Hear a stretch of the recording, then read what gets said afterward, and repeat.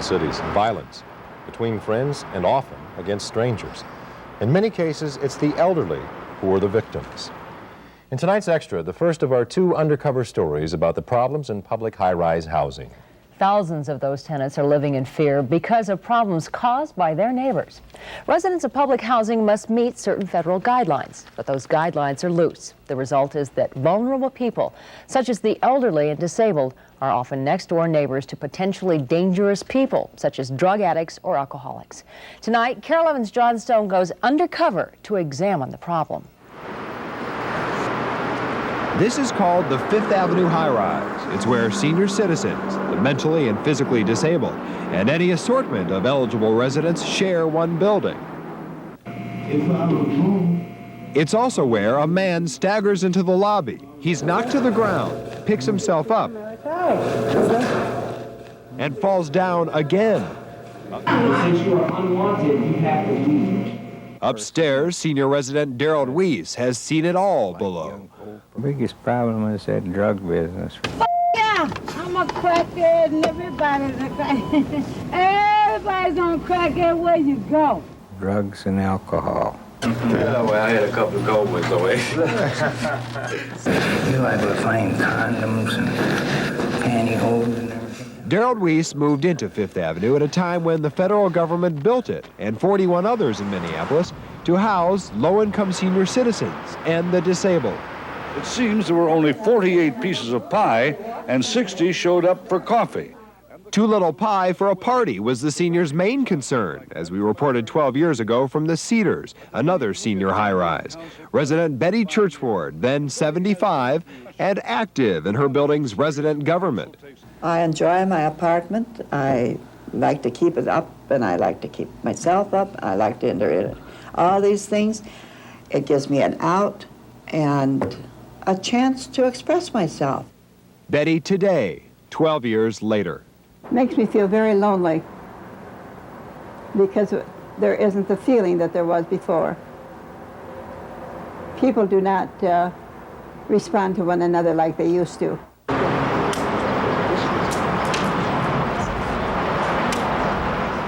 He's throwing a stone up to his window to get his attention because the guy doesn't have a telephone. It's broad daylight just outside Betty's building. When that doesn't work, then they get in their car and they lay on their horns. We used to take our lunch out in the backyard. We can't do that anymore. And there's no feeling of security. Today, Betty rarely leaves her apartment. Crime outside, many say, has grown steadily the past 10 years. It was about that time the federal government, the owner of Betty's building and the others, expanded its definition of disabled to include the mentally ill and chemically dependent, two groups in need of housing. Considered disabled, they could then share the buildings with the older residents already there. Though many in this mixed population live together happily, side by side. Others who walk through these doors have been nothing but trouble. Here we have caught on surveillance camera a young woman breaking into the outgoing mailbox.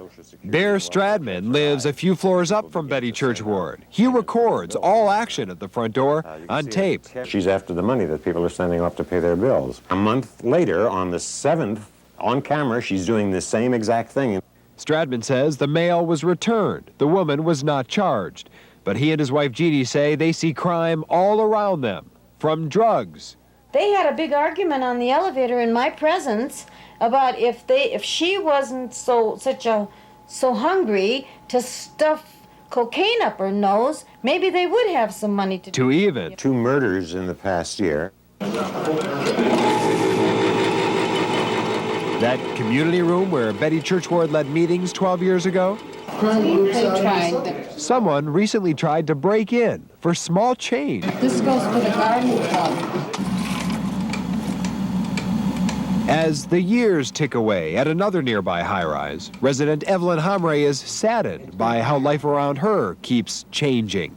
We've lived all our lives, worked hard in our families. All of us went through the Depression at our age, and we don't think it's fair that we have to live in fear.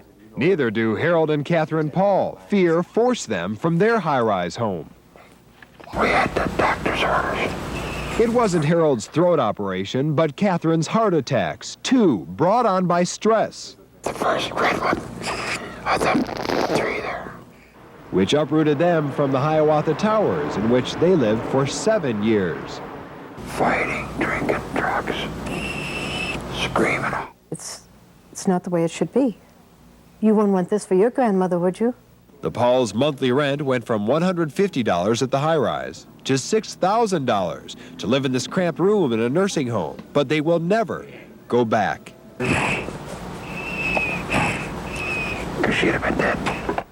But crime statistics show 1515 Park is the most troublesome high-rise of all. Police have been called here to investigate rape, fights, and this, drunkenness. You ever seen a telephone jack don't even have a place to slip the phone in? The most common complaint last year. To Althea Blevins, the tripling of police calls here the last 6 years has literally hit home. This is the problem I'm having. It's over me in my head here. He keeping harassing, nagging on me, and I don't like it. And down below, a social gathering interrupted when bounty hunters from Georgia, after crossing the country, Get that camera away from me. tracked down their man at 1515 Park. Do you live here? Yeah. I'm 16. No, just All right, with let's my get in mom. front now. We got more room. Let's go. No seniors were hurt in the incident, but they felt it.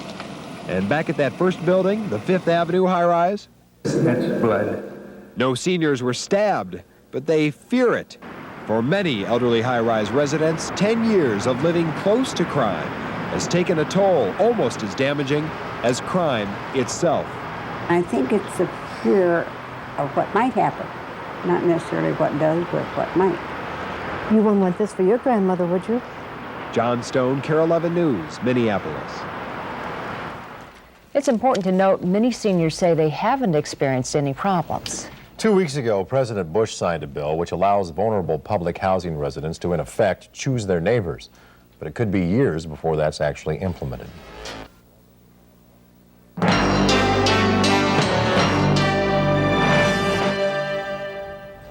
In tonight's Extra, the second of our 2 undercover stories about problems at local public housing high-rises. Thousands of public housing residents, particularly elderly, are living in fear because of drug-addicted or violent tenants.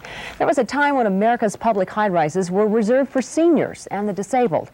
But then the federal government ordered them to admit others, including drug addicts and alcoholics.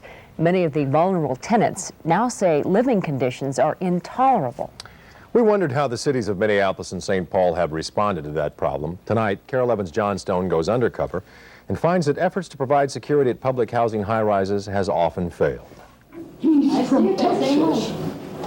I'm from Tennessee. This man has the comfort of knowing the Hiawatha Towers, his Minneapolis public housing apartment building. This is a good floor, too. Along with others in the city, are guarded by their own residents, the so-called lookout patrols. I love that woman with all my heart. Barbara Blood, a past patrol member at Hiawatha Towers, says she has the caring to do the job. Barbara's got a temper. But this upstairs neighbor has a court order to keep her away. And this woman says Blood attacked her. She hit me several times in the head and pulled me down on the floor and hit my back. Blood has been charged with the crime. If anybody says I'm mistreating these people, they're lying. I care so much that it hurts. Because I am a recovering addict alcoholic, I do have some emotional problems.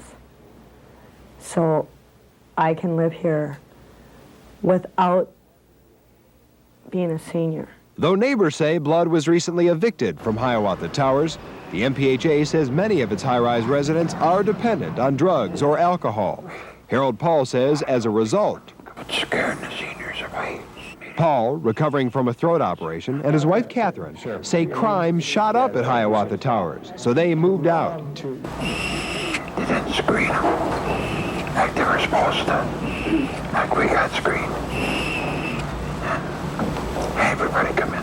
The weak link is our ability to get accurate criminal information on applicants. And we're not able to do that on a nationwide basis. And even then, Hoke says, the only question those who screen are allowed to ask qualified applicants is, can they follow the terms of their lease? It didn't matter that Ronaldo Liggins had a lengthy criminal record. He was so glad to finally get into something. His mother-in-law says Liggins was admitted to the Lowry Towers last year. He became eligible for subsidized housing when he got the disability from his disability was alcoholism. Soon after Liggins moved in, he pleaded guilty to disorderly conduct. Authorities responded. The gentleman had been evicted. But Cecile Warren says he then just moved in with Joe Melton, a friend in the same building. The two were together last January 8th. I'm looking out. Here comes 2 squad cars around with their red lights flashing. And I thought, now there's got to be something wrong. One of them got knifed. Killed him. That scared me. I mean, if it grabbed me in such a way, I thought, what is going to end here? And how long is this going to go on? Liggins is charged with murdering Melton. Lowry Towers would not be the same. Oh, if somebody comes through that door, I'll blast them.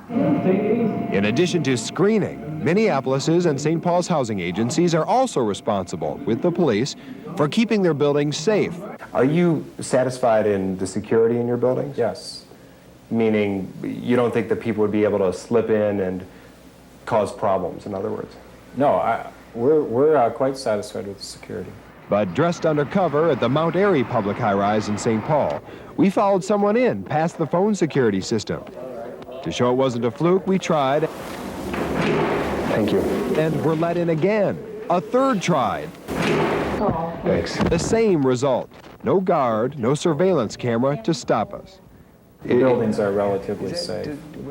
So it's not really that much of a concern to you? No. But it is a worry for this Mount Airy resident. Yes, and we have police coming in here with police dogs all hours of the night, and they don't want anybody to go out of their apartment after 10 o'clock at night because... And when 80-year-old George Binkley left his room just 2 days before, he says the daughter of a tenant... He walked around the right side of the wheelchair and banged me over the head right. Binkley says she took his wallet and ran. We'll lock the store, too. There's no security here. No guards or anything like that.